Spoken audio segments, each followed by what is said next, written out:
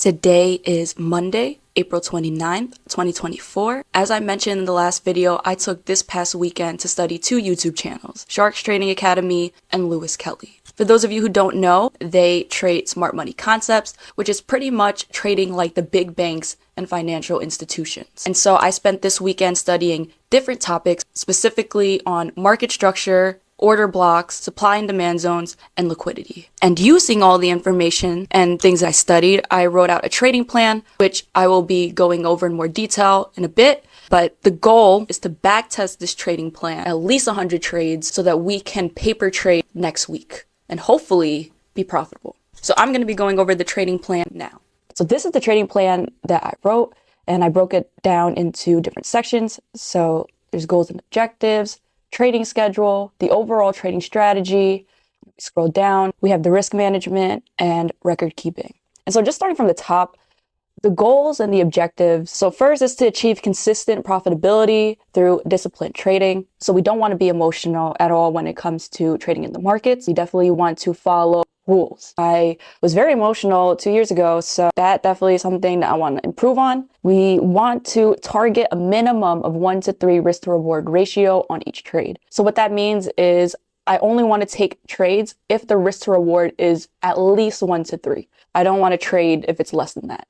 Also want to limit risk to 1% of the trading account per trade. So I don't want to risk more than 1% of my account per trade. And also to journal all the trades that we take and analyze them and see how they can be refined and how they can be improved. In terms of the trading schedule, I only want to trade during the London and New York overlap, which is between 8 a.m. and 12 p.m. Eastern Standard Time. So I only want to trade during those 4 hours in the week.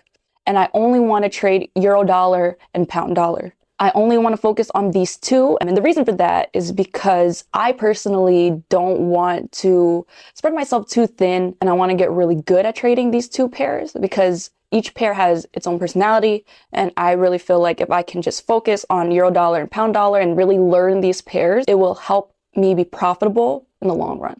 So then we have our trading strategy, which I will go over in a bit because I want to explain that in more detail. Going down to risk management, like I said, I only want to risk 1% per trade of the account. I only want to take trades that are 1 to 3 risk to reward minimum.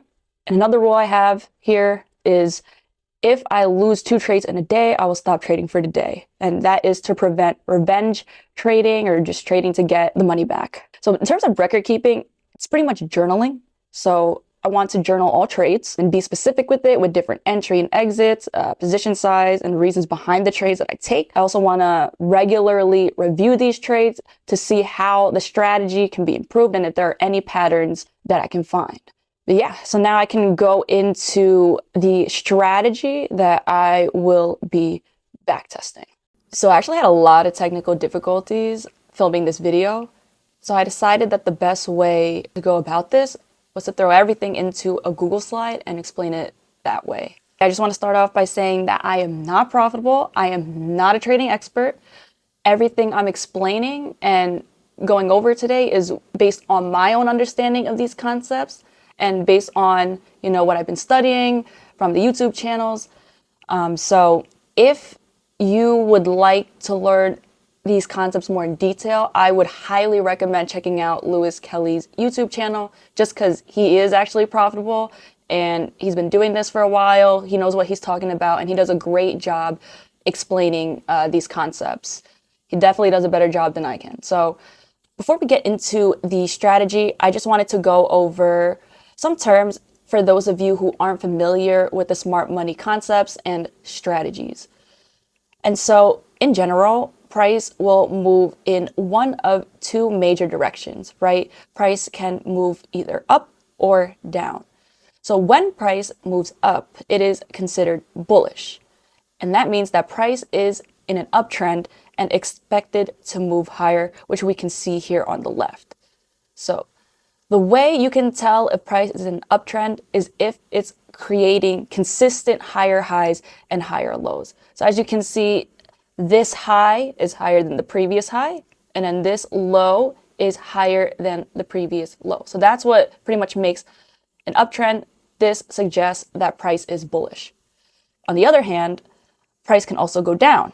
So when price is bearish, price is expected to move lower and is in a downtrend. And the way you can tell when price is bearish is when you see consistent lower highs and lower lows.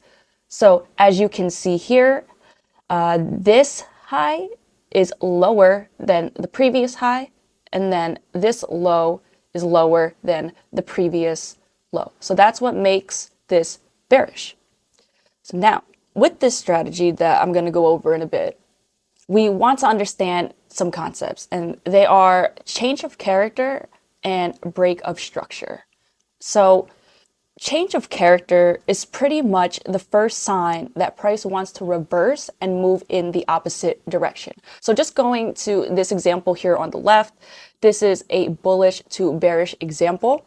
And so we can see here that price is in an uptrend with the higher highs and the higher lows. So higher highs, higher lows, right? So the change of character is the first sign that price wants to reverse and move in the opposite direction. When you're in a uptrend, we have higher highs and higher lows. So what we expect is that if we're going to continue in this uptrend, that the lows will be respected, right? So for example, if we're in an uptrend, so we expect higher highs, higher lows, higher highs, higher lows. And so if price were to continue bullish, we would expect another higher low and then a higher high. When price comes and breaks past the previous low, that is our first sign that price wants to change direction and go bearish. It wants to go from bullish to bearish because it did not respect this previous low. In fact, it broke past it.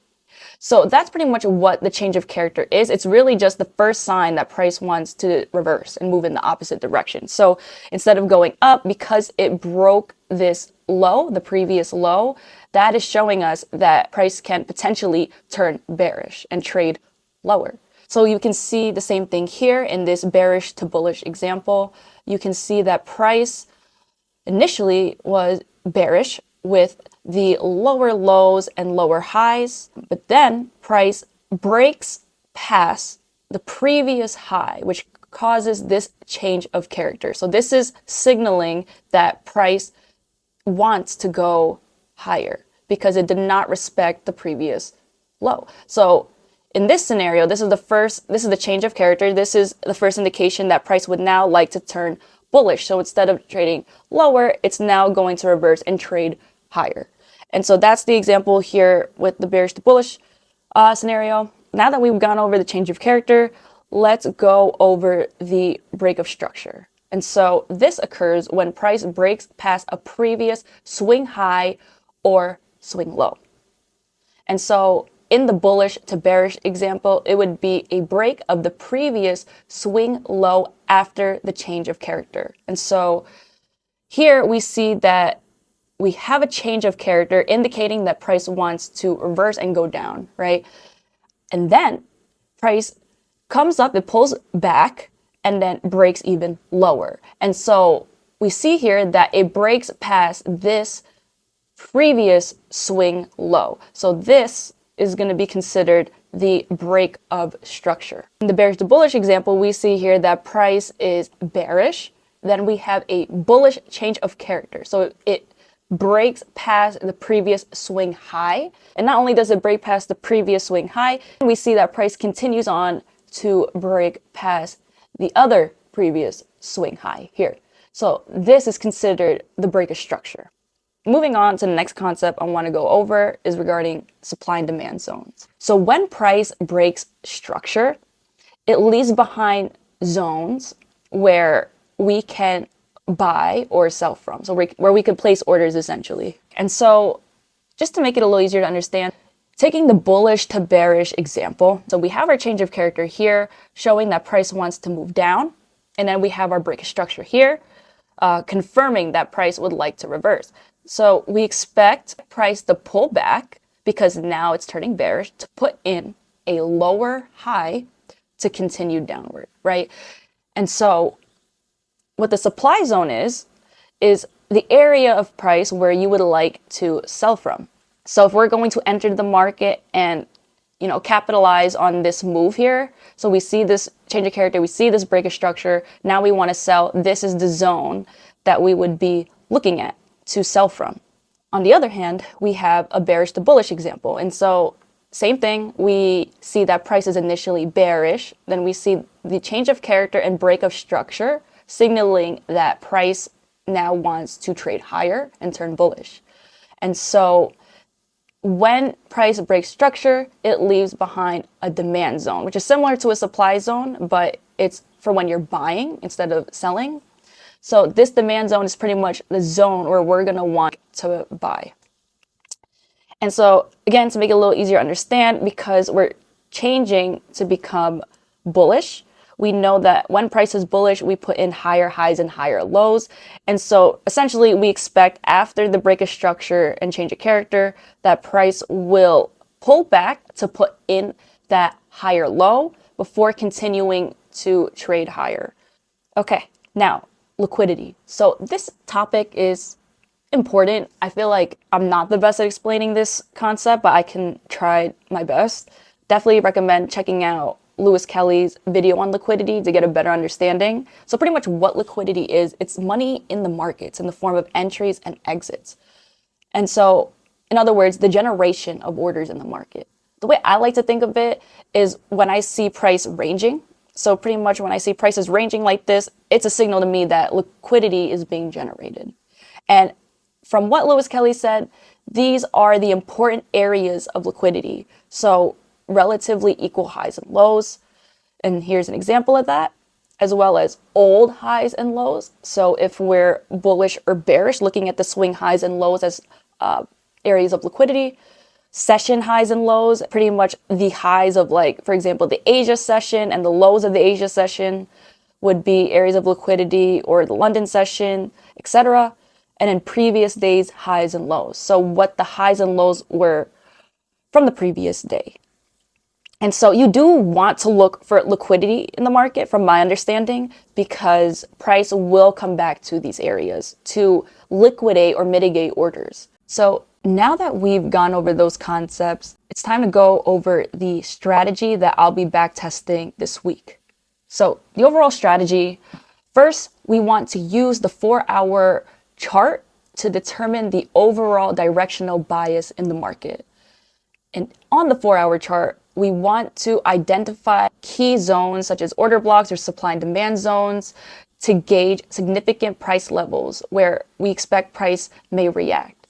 So higher time frames have greater precedence over lower time frames. So I like to mark out the 4-hour zones just so I'm aware of any strong zones where price can react to, which can potentially affect my trading. So I do like to have those mapped out.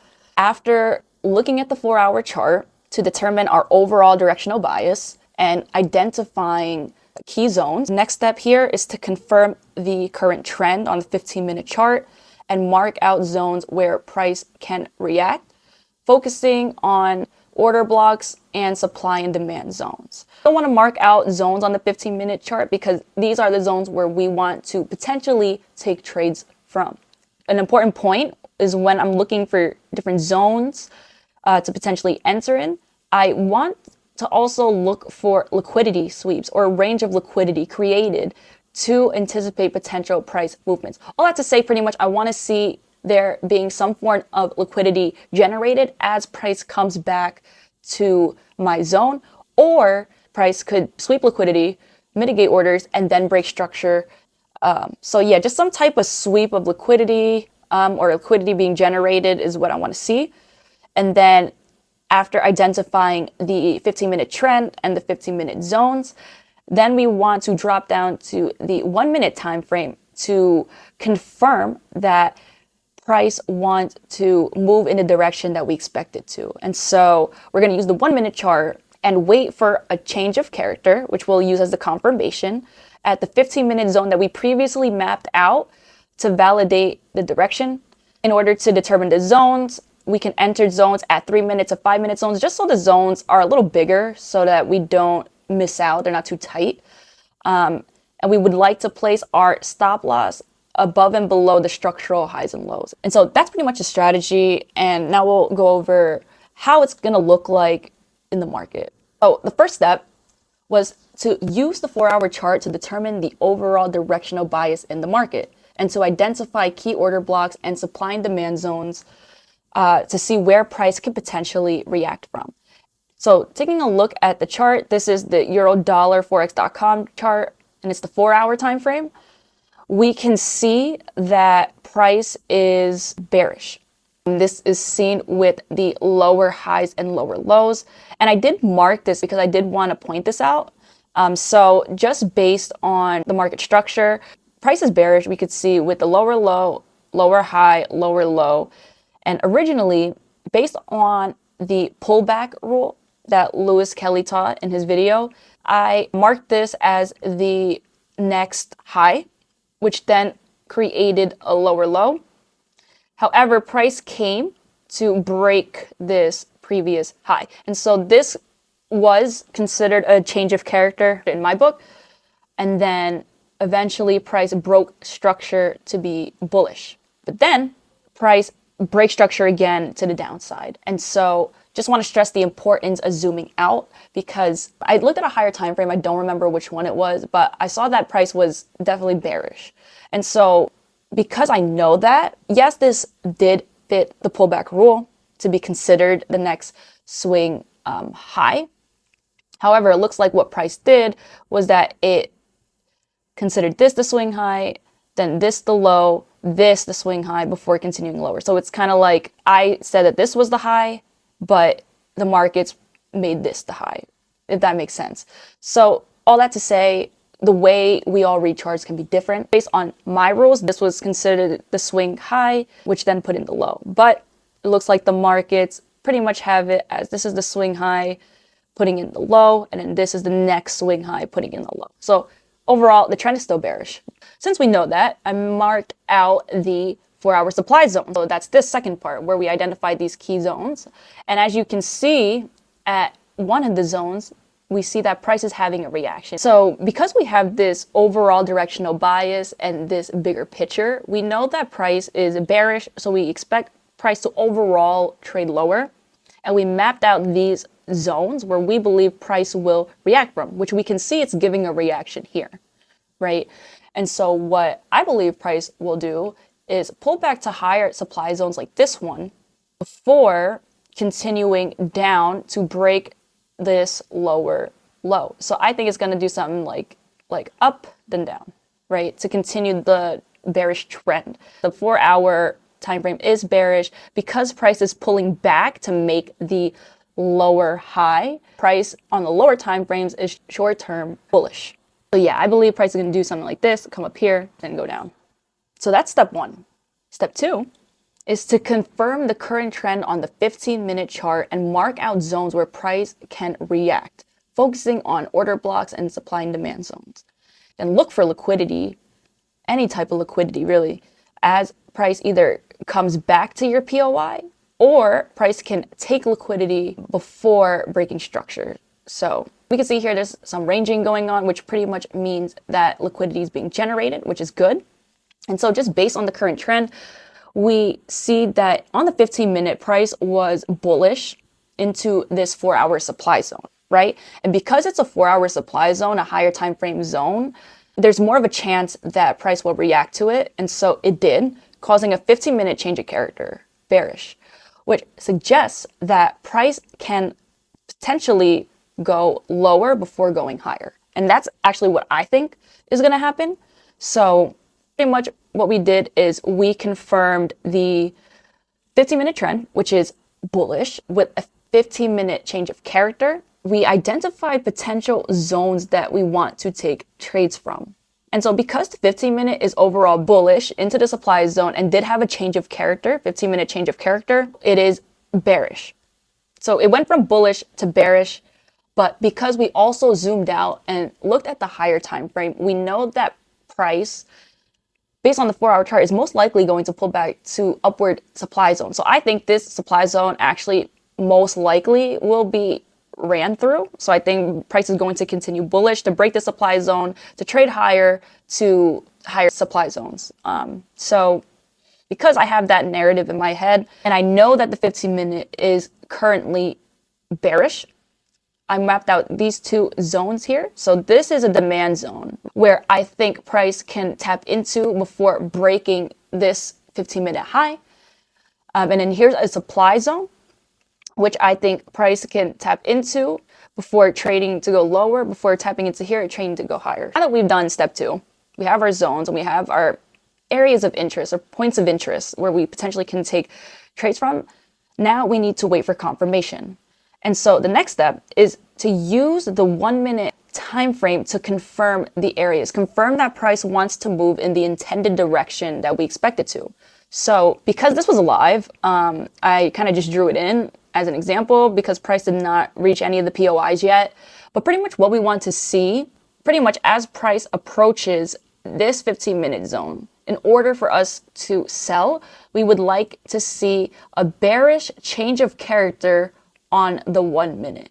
Once price changes character on the 1 minute to go bearish, now we want to map out our supply zones where we want to take trades from, which will be on the 3 to 5 minute charts, just because those zones are a little bigger and I do want to get in these trades. I don't want it to be too small that I miss the trade. So we're going to zoom out into the 3 to 5 minute time frame, mark out the zone that caused the change of character and set a sell order here. But unless we see this happen, we're not taking any trades. We want to see the 1 minute confirm the area and confirm that price wants to move downward. And similarly, if price does come back to this demand zone here, this is what we'd like to see if we're going to take any buys. So we want to see liquidity being generated and then a 1 minute change of character, map out the zone that caused this change of character, and then set a buy order and take it to the previous swing high with our stop loss below this low. So pretty much get the direction on the 4-hour chart, have a narrative of what you expect price to do, map out the 4-hour zones, drop down to the 15-minute, look at the current trend on the 15-minute, mark out those 15-minute zones where we think that price will react. After that, when price hits the 15-minute point of interest, we wait for a 1 minute change of character to confirm that price wants to move in our expected direction. And then we find the zone on the 3 to 5 minute chart to enter a trade. That's pretty much a strategy that I'm going to be back testing, and just some additional rules. We want to make sure that we're picking high probability zones. And so from what Lewis Kelly said in his video, high probability zones meet specific criteria. And so some of the criteria it meets are it must capture liquidity. There must be liquidity near these zones. There must also be large volume and imbalances before the zones. So those aggressive candles that you see, those really long bearish or bullish candles, you want to see that right before the zones, because it's very possible that price will come to mitigate those orders. We also want to see that the zones caused or contributed to a change in character or break of structure. So we want this zone to do something important, something significant. And then we also want to see areas of liquidity that we can target. And something to be aware of is zones that are located at premium or discount levels based on the 0.5 Fibonacci level. And so if we want to buy, we want to make sure that the zones we're picking are below the 0.5 Fibonacci level. And if we want to sell, we want to make sure that the zones are above the 0.5 Fibonacci level. So another rule that we have here is when it comes to validating pullbacks. And so we need to see 3 candles breaking the prior candle in the opposing direction to the current trend. If this does not happen, then it's not a pullback. And so what that pretty much means is to consider a valid pullback, we need to see 3 bearish candles close below each other or 3 bullish candles close above each other. All right. And so next steps. This week, I want to backtest this strategy for at least 100 trades. And I want to continue studying the YouTube channels, again, Shark Trading Academy and Lewis Kelly. And then I want to start paper trading next week and hopefully be profitable. But yeah, so that's the next steps for this week. Hope you guys enjoyed the video. If you guys have any questions, please feel free to comment them down below if you want to provide feedback, because like I said, I am unprofitable. I'm not an expert. So I'm very open to feedback and questions. So stay tuned for the next video.